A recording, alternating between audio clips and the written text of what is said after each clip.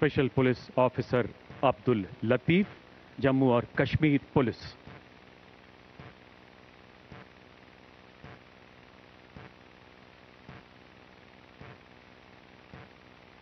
श्री अब्दुल लतीफ जम्मू कश्मीर के रियासी जिले में एक विशेष पुलिस अधिकारी के रूप में तैनात हैं। सितंबर 2023 के दौरान आपने उच्च कोटि की सूझबूझ, संयम एवं शौर्य का परिचय देते हुए एक विदेशी आतंकी का सफाया करने में महत्वपूर्ण योगदान दिया।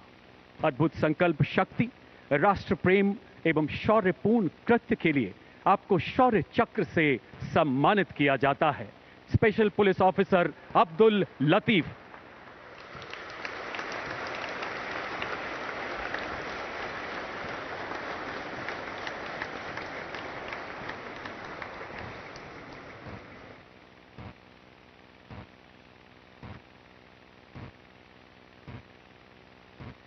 सूबेदार